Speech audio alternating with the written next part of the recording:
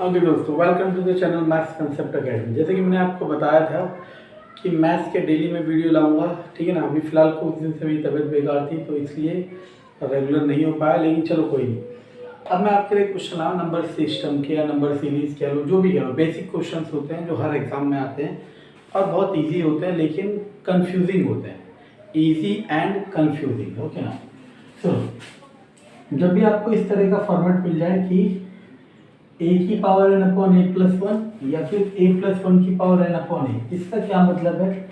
मतलब ऊपर और नीचे जो नंबर है वो जस्ट वन के डिफरेंस में होना चाहिए, मतलब सक्सेसिव, लगातार होना चाहिए। ऐसे भी हो सकता है,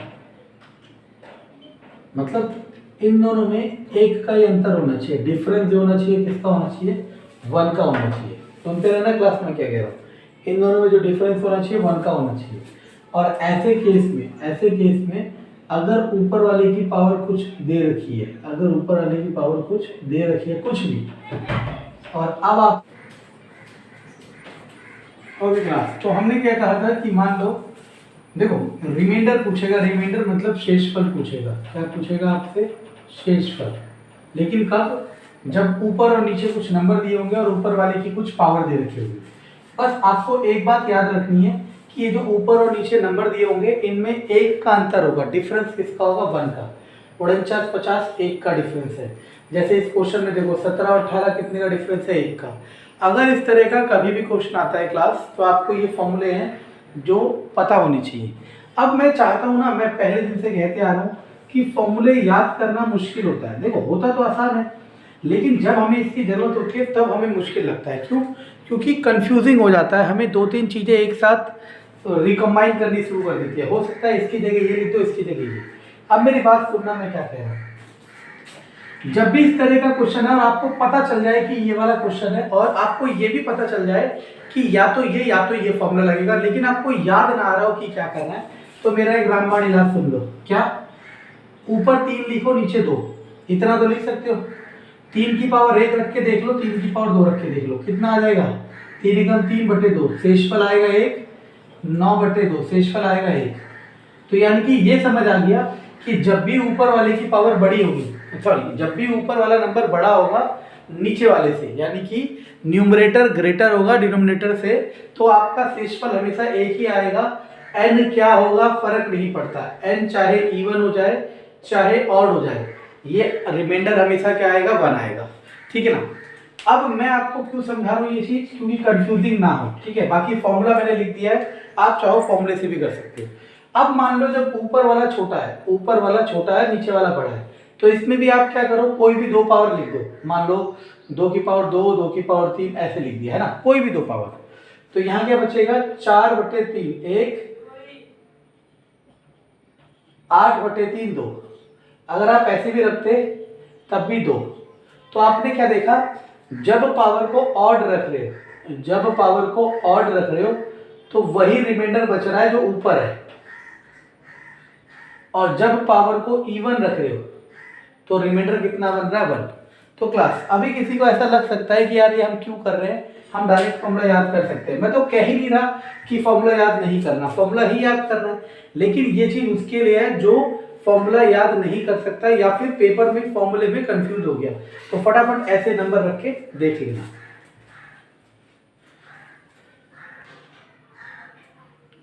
ओके क्लास, देखो डे 1 से मैं कहते हुए आ रहा हूँ क्या कि आपको कंसेप्ट पता होना चाहिए। कह रहा है एक नंबर है जो if a number divisible by 11, मतलब कोई नंबर है वो 11 से भी भाग हो जाता है और वही नंबर 13 से भी भाग हो जाता है। तो अब वो कह रहा है कि अब वो इन सब में से किससे भाग होगा। सबसे पहले देखो, ये 11 भी प्राइम नंबर है और 13 भी प्राइम नंबर है। प्राइम मतलब अभाज्य है, आधा जा आता है अभाज्य, ठीक है ना। अब जैसे देखो, मेरे सिखाने का मतलब क्या है? मेरे सिखाने का मतलब यही है कि आप चीज़ों को इंस्टेंटली डेवलप कर सको, आपको याद कुछ ना करना पड़े। सुनना मैं क्या कह रहा हूँ। मान लो 2 और 3, मैंने 2 नंबर ले लिया और दोनों का नंबर है प्राइम नंबर। मान लो 2 8 को भाग कर रहा है, ठीक है ना, 3 तो नहीं कर रहा 8। तो एक ऐसा नंबर सोचो जो दोनों को भाग कर रहा है, 24 और 24। 2 भाग कर रहा है 24 को, 3 भी भाग कर रहा है 24 को। अब मुझे बताना इस 24 को क्या 2 जमा 3 5 भाग कर सकता है? नहीं। 3 घटा 2 3 घटा 2 3 घटा 2 कितना आ गया? 1 भाग कर सकता है। देखो याद रखना, एक तो हर किसी को भाग करता है, लेकिन अब यहाँ पे 1 इसलिए आ गया क्योंकि मैंने छोटे नंबर लिए। इसके अलावा कोई और नंबर लेता है, जैसे मान लो 3 और 5 लेता, तो अब डिफरेंस क्या आता? 2। तो 2 तो सबको भाग नहीं करता ना, तो यानी कि ये जो 1 आया ये इस केस में तो सही है, लेकिन और केस में सही नहीं है। लेकिन अगर मैं इन दोनों को गुणा करता हूँ, 2 गुणा 3 भाग कर देगा 24 को। हाँ, तो इसी तरह 11 गुणा 13 हमारा आंसर है। तो देखो मैंने आपको चीजें बनाना सिखा रहा हूँ, याद करना नहीं सिखा रहा। ओके क्लास, तो ये क्वेश्चन है यूनिट डिजिट का। तो क्लास मैंने पूरी क्लास दे रखी है यूनिट डिजिट के ऊपर, अगर जिसने कंसेप्ट सीखना है तो वहां से सीख सकता है।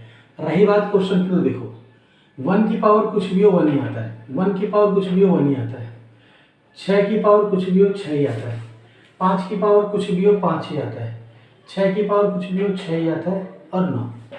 देखो उसने आपके लिए काम आसान कर दिया ताकि आपको जोड़ना घटाना ना पड़े। देखो इस 6 में से ये 6 गया, 6 और 1 7, 7 और 9 16, 16 का कितना बचा?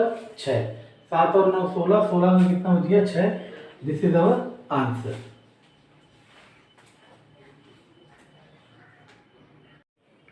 तो क्लास यूनिट डिजिट का क्वेश्चन है, 1 की पावर कुछ भी 1, 1 की पावर कुछ भी 1, 6 की पावर कुछ भी 6, 5 की पावर कुछ भी 5, 6 की पावर कुछ भी 6 और वो 9। तो देखो ये तो -12 होगा, याद रखना, ठीक है ना। 1 2 5 7, 7 और 9, 7 और 9 16। तो अब देखो 16 में से मतलब 6 में से 2 गया 4, इज अवर आंसर। वो पहली बार मैंने क्या करा था, मैंने इसको प्लस साइन लिख दिया था, इसके मुझे दोबारा कराना पड़ा, लेकिन आपने सीखना है कंसेप्ट। हम देखो क्लास ये वाला क्वेश्चन भी पेपर में आया हुआ। देखो अब मैं वही तो कह रहा हूँ कि मैं वही सिखा रहा हूँ कि हर चीज के लिए ट्रिक की जरूरत नहीं, कितना आसान है। एलसीएम ले लो 28, 28 से कम 28, 2 से 14, 7 के पहाड़े में 28 4 बार, सॉरी 4 के पहाड़े में 7 बार, 7 के पहाड़े में 4 बार, 14 के पहाड़े में 2 बार, इसके पहाड़े में 1। सबको जोड़ो, 1 3 7 7 14 14 4 18 8 8 16 56, 56/28। तो आंसर आ गया 2। अब मान लो क्लास हो सकता है, देखो ऐसा नहीं है कि ये क्वेश्चन ट्रिक से नहीं हो सकता, हो सकता है कोई इसे ट्रिक से करा दे, लेकिन मैं आपको यही तो समझा रहा हूँ कि आपको किसी को फॉलो नहीं करना, आपको ये देखना है कि क्या सही है और क्या गलत है। और क्लास तो ये क्वेश्चन आया, देखो ये क्वेश्चन थोड़ा सा दिमाग से हो सकता है। एक क्वेश्चन इस तरीके का, एक मतलब इसको एक तरीके करनी तो है, मल्टीप्लिकेशन कर लो, लेकिन वो टाइम कंज्यूमिंग है, मैं उससे सजेस्ट नहीं करता। अब आप इसे कैसे करो, देखो 1 2 3 4 5 6 7 9 गुणा 72 ऐसे दिया है। आपने देखा 72 जो होता है 8 गुणा 9 होता है ना। तो यानी कि जो नंबर गुणा करके आएगा वो 8 से भी भाग होगा और 9 से भी भाग होगा। तो बस अब ये चेक कर लो कि ये जो आपके पास ऑप्शंस हैं, कौन सा ऑप्शन 8 और 9 दोनों से भाग होता है। तो देखो क्लास हमें सिर्फ क्वेश्चन नहीं करना होता, हमें क्वेश्चन के थ्रू एक आइडियोलॉजी डेवलप करनी है। अब आपने एक आइडियोलॉजी डेवलप कर ली कि अगर मल्टीप्लिकेशन का क्वेश्चन आएगा तो हम मल्टीप्लाई नहीं करेंगे, हम कुछ तरीका सोचेंगे जिससे हो। तो पहले 9 वाला देख लो, 9 वाला आपको पता है कि डिजिट का सम डिवाइडेड बाय 9। तो देखो 1 2 3 4 5 6 7 8, 8 2 64, 64 तो भाग नहीं होता 9 से। 1 2 3 4 5 6 7 8, 8 8 में 72, 72 8 80, ये भी नहीं होता। 1 2 3 4 5 6 7 8 9, 9 8 72, हाँ ये होता है। तो आंसर क्या आ गया? सी, क्योंकि मैं तो चेक कर चुका हूँ ये भी डिवाइड नहीं हो रहा। और मान लो 2 नंबर ऐसे होते जो 9 से भाग हो जाते, जो 9 से भाग हो जाते, फिर मैं किससे चेक करता? 8 से। अगर किसी को डिविजिबिलिटी रूल नहीं आता कि किस संख्या से कौन सा भाग होता है तो वो सीख सकता है, मैंने वीडियो डाल रखी है, या कहीं से भी सीख सकता है।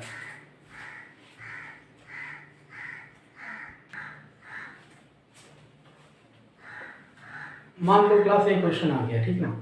बहुत क्वेश्चन ऐसे होंगे आपके पास जो आप अपने दिमाग से बहुत अच्छे से कर सकते हो। उसने कहा 2 नंबर का सम कितना है? 12 और उनका प्रोडक्ट कितना है? 35। अब कह रहे हैं इनके रेसिप्रोकल का सम कितना होगा। तो रेसिप्रोकल का सम ये होगा, तो प्लस कितना है? 12 और मल्टीप्लाई कितना है? 35। ये हमारा क्या हो गया? आंसर। मेगा क्लास बहुत आसान चीज़ें हैं और ये सारे प्रीवियस ईयर के क्वेश्चन हैं। ओके क्लास, समझते हैं ये वाले क्वेश्चन को करने के लिए। ये वाले क्वेश्चन 2 गुणा 4 गुणा 6 गुणा 8 98 गुणा 100 कह रहा है जो गुणा करके आएगा उसके एंड में कितने जीरो होंगे बताओ, शून्य कितने होंगे। इसे अलग तरीके से, मतलब इसको एक अलग लेक्चर में पढ़ाया जाता है, लेकिन ऐसा कुछ भी नहीं है। सुनना, दो तरीके, एक तो कंसेप्ट और एक ट्रिक। ट्रिक बहुत इजी है और बहुत टाइम सेविंग है, और ये भी इजी है लेकिन थोड़ा सा टाइम टेकिंग है, थोड़ा सा, लेकिन ये चेंज होती रहेगी अकॉर्डिंग टू क्वेश्चन, ये कभी चेंज नहीं होगी। सुनना, ओके।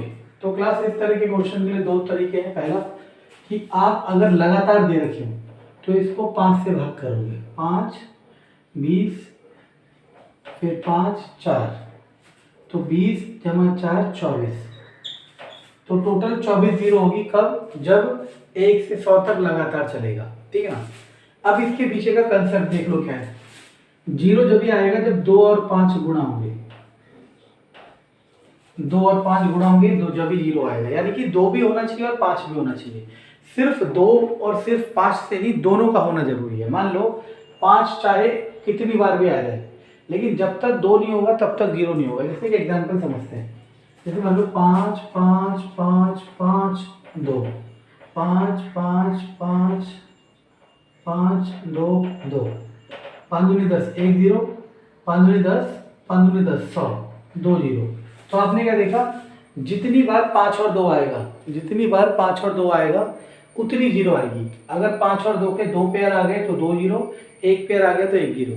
तो यानी कि आपको ये भी चेक करना होता है कितनी बार 2 आएगा, और ये भी चेक करना होता है कितनी बार 5 आएगा। लेकिन दिमाग लगाना, 2 तो बहुत बार आ जाएगा, 2 तो बहुत बार आ जाएगा, इसीलिए हम किसको चेक करते हैं? 5 को। किसको चेक करते हैं? 5 को, क्योंकि 2 तो आएगा ही आएगा ना, 2 में भी आएगा, 4 में भी आएगा, है ना, और 6 में भी आएगा, ठीक है। इसीलिए हम चेक करते हैं सिर्फ और सिर्फ 5 को, इसीलिए हम किससे भाग करते हैं?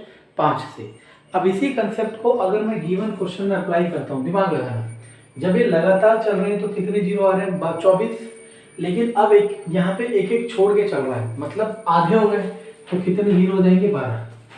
ये तो रहा इस ट्रिक से। अब मैम समझते हैं कि अगर मान लो आप ट्रिक से नहीं करना चाह रहे हो और आप चाह रहे हो कि मैं सीखना चाह रही हूँ या सीखना चाह रहा हूँ, तो देखो आपको देखना है ऐसे कौन कौन से नंबर है जहाँ 5 आएगा। एक तो 10 में आएगा, 20 में आएगा, 30 में, 40 में, 50 में, 60 में, 70 में, 80 में, 90 में और 100 में। कैसे? इधर आएगा एक बार, इधर भी एक बार, इधर भी एक बार, इधर भी एक बार, इधर भी एक बार, इधर भी एक बार, इधर भी एक बार, इधर भी एक बार, इधर 2 बार, ठीक है। क्यों? क्योंकि 5 पंजे 25 चौक 100, 1 2 3 4 5 6 7 8 9 10 11 हो गया। अब आप 11 बार हो गया, ठीक है ना। अभी रुक जाना, देखना 11, अभी कहीं ना कहीं हमारे पे कोई चीज़ छूट रही है, तो 11, 1 मिनट, 2 1 2 3 4 5 6 7 8 9 10 11, 10 11, और हमारे पास 11 आना चाहिए आंसर। 1 मिनट, हाँ देखा, ये गलती होगी ना। चलो बोलिए, 50 में 2 बार आएगा ना। क्यों?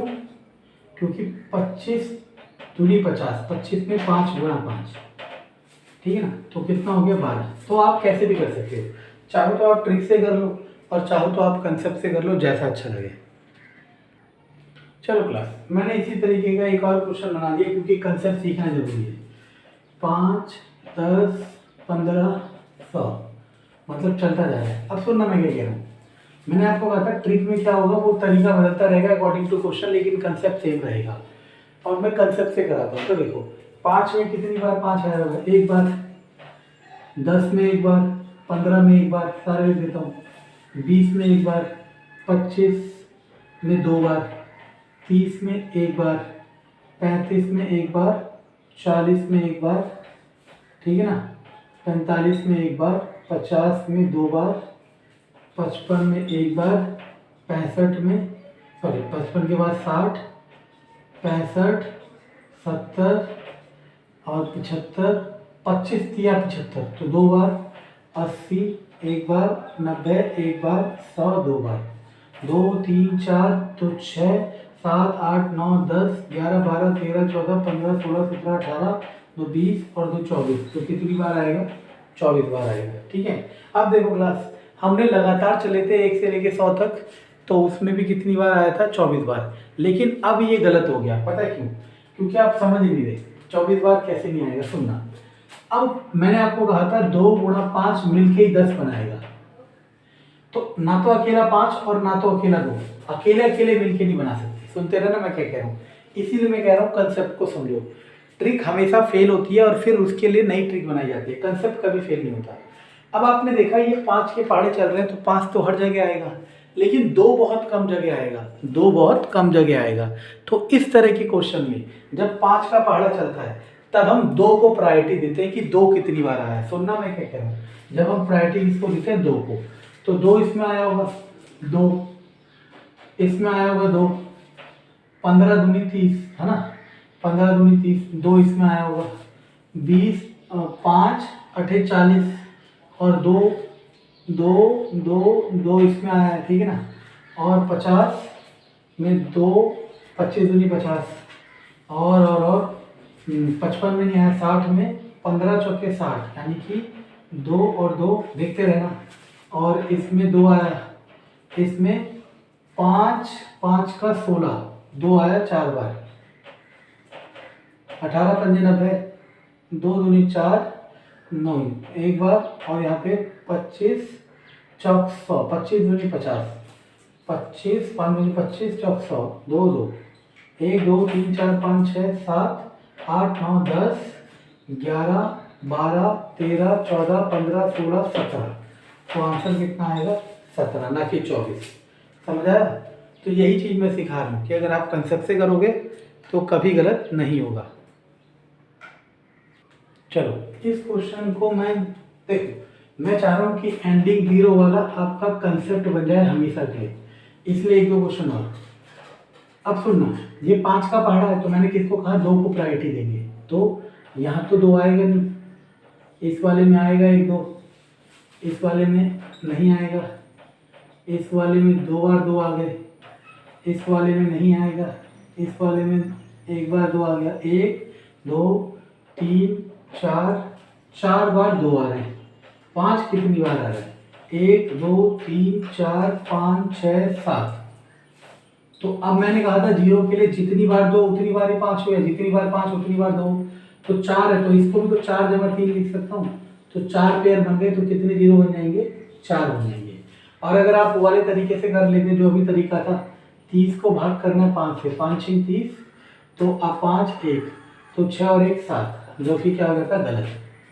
सही है ना? देखो आप ऐसे करते 1 2 3 4 5 6 7, गलत। तो मैंने आपको समझाया ना। अब आप चाहो तो इसे गुणा करके देख लो, जैसे मर्जी वैसे कर लो। आपके 0 कितने आएंगे? 4। आप सबके पास कैलकुलेटर होगा, कैलकुलेटर से गुणा करना 4 आएंगे। तो मेरे हिसाब से अब ये कंसेप्ट क्लियर हो गया कि 0 एंडिंग कैसे डिफाइन करते हैं। याद रखना 0 एंडिंग कैसे डिफाइन करते हैं क्लास। 0 एंडिंग डिफाइन करने के लिए आपके पास 2 और 5 के मल्टीपल होने चाहिए, और दोनों होने चाहिए, 2 भी और 5 भी। जो पहाड़ा जो सीरीज में 5 का मल्टीपल चल रहा होगा, जिस सीरीज में 5 का मल्टीपल चल रहा होगा, तो उसमें तो 2 को प्रायोरिटी देंगे, और जिस सीरीज में 2 का मल्टीपल चल रहा होगा उसमें 5 प्रायोरिटी देंगे। ठीक है ना? क्योंकि आपको बस ये देखना है कि कौन कम है, देख के ही समझ आ रहा है कि इसमें 5 ज़्यादा होंगे, तो इसलिए 5 को ना देख के 2 को देखा जाएगा। ओके क्लास, तो देखो मैं डे 1 से कहते हुए आ रहा हूँ कि सबसे पहले कंसेप्ट देखना है, उसके बाद ट्रिक देखनी है। ठीक है ना? क्योंकि कंसेप्ट कभी चेंज नहीं होता। अभी मैं प्रूफ कर दिया ना, trick her point of time पे चेंज होगी। ये प्रूफ मतलब कैलकुलेट करना है, कोई साइन नहीं है तो मल्टीप्लाई है। ठीक है ना? तो सबसे पहले अब बच्चे सोचते हैं कुछ ना कुछ मतलब सीरीज बनाए, लेकिन दिमाग लगाओ, ये हो जाएगा 2/3, हो जाएगा 3/4, 4/5, ये एलसीएम लोगे तो n-1/n। दिमाग लगाना, ये इससे कट रहा है, ये इससे, यानी कि ये वाला इसके बाद वाले से कटेगा, यानी कि यहाँ पे कहीं n-1 जरूर आएगा, क्योंकि 4 का 4 आ रहा है, यहाँ n-1 ये इससे कटेगा, तो सिर्फ पहले वाला टर्म बचता है और सिर्फ लास्ट वाला टर्म बनता है। इस तरह के क्वेश्चन में सिर्फ जब ये कट रहे होते हैं, कौन से? इसका नीचे वाला इसके ऊपर वाला, मतलब इसका डिनोमिनेटर इसका न्यूमरेटर, इसका हर इसका अंश काटे जा रहे हो, तो सबसे पहले वाला बचता है और सबसे लास्ट वाला। तो आप देखो यही चीज कंसेप्ट से यही चीज़ कंसेप्ट से आप 3 सेकंड में कैसे करोगे, ये समझ आया लो और ये समझ आया एंड आंसर। तो ऐसा नहीं है कि ट्रिक ही फास्ट होती है, कंसेप्ट भी फास्ट हो सकता है, लेकिन उसका जो अच्छे से कर रहा है।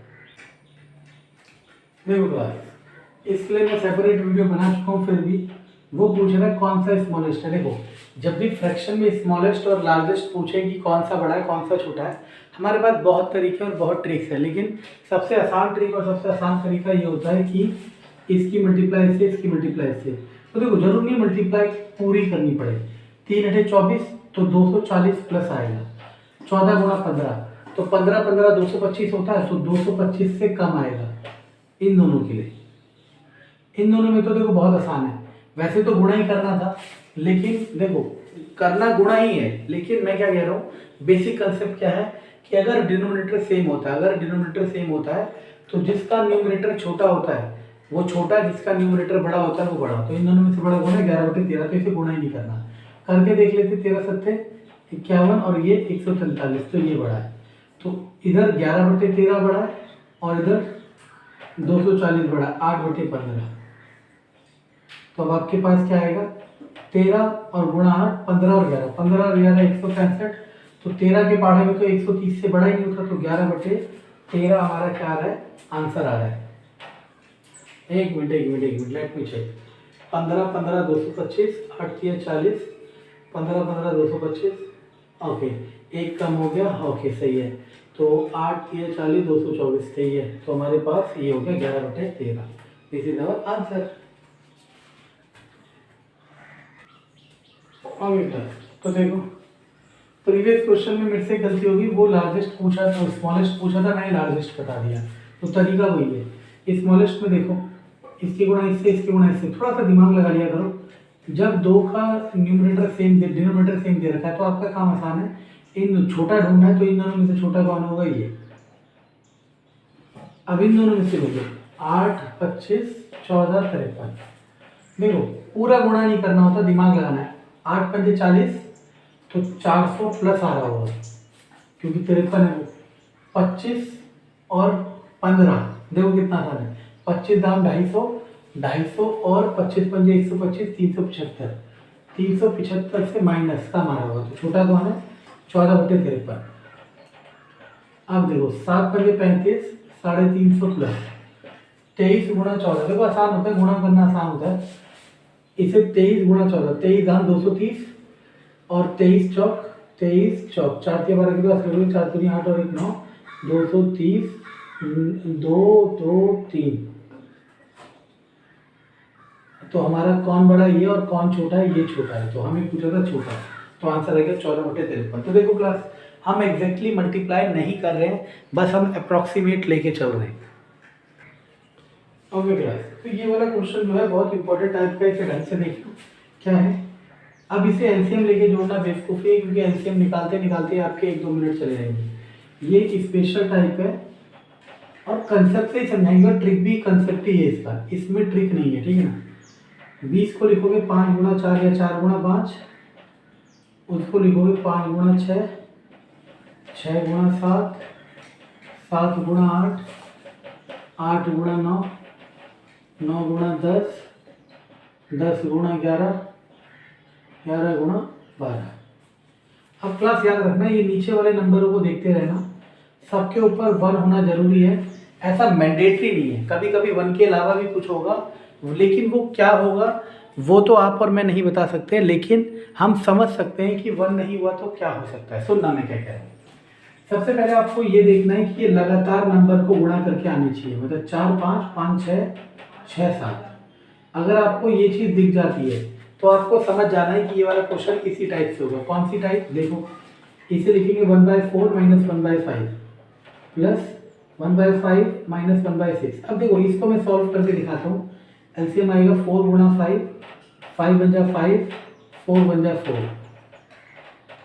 तो ये खूबसूरती है, क्या खूबसूरती है इस चीज की, कि जब भी दो सक्सेसिव नंबर्स का नीचे मल्टीप्लिकेशन होता है तो उन्हें उनके सब्ट्रैक्शन में लिखा जा सकता है। क्या कहा मैंने, अगर दो लगातार नंबर का जो गुणनखंड होगा एक के नीचे, तो उन्हें उनके सब्ट्रैक्शन में लिखा जा सकता है। जैसे फॉर एग्जांपल 6 है, 6 को लिख सकता हूँ 2 गुणा 3, इसको 1/2 माइनस 1/3 भी लिख सकता हूँ, ऐसे आएगा 6, 3 एकम 3, 2 एकम 2, 1/6। तो आपने क्या देखा, गुणा करके भी लिखा जा सकता है और माइनस करके भी। ये मैथमेटिक्स की खूबसूरती है जो कि क्वेश्चंस के थ्रू आपको समझ आएगी। तो बस अब ये चीज़ समझ आते ही हमने लिखना शुरू कर दिया। लेकिन आपने क्या देखा कि ये इससे कटेगा, ये इससे कटेगा, ये इससे कटेगा। याद करो, मैंने कहा था पहले वाला बचेगा और लास्ट वाला बचेगा। आंसर आ गया 12, 4 किया 12 और 12 एकम 12, 2/12 दैट इज 1/6। तो क्लास बहुत इंपॉर्टेंट क्वेश्चन है और बहुत खूबसूरत है। अगर जिसको ये तरीका नहीं पता हो वो इसको नहीं कर पाएगा, ये मेरा चैलेंज है। ओके क्लास, देखो क्वेश्चन, देखो इस तरह के क्वेश्चन की पहचान समझो कि इसका जो, इसे मिश्रित भिन्न कहते हैं, इसे कहते हैं मिक्स फ्रैक्शन। मिश्रित, जैसे 2 1/3, 2 3 6 और 1 7, 7/3। इसी तरीके से मिश्रित भिन्न होता है। जब भी मिश्रित भिन्न के ऐड या सब्ट्रैक्ट करने का क्वेश्चन आया, सबके आगे एक ही नंबर दिखे, तो आपको कुछ नहीं करना, पहले क्लास इस तरह के क्वेश्चन को करना, देखो कितना आसान है।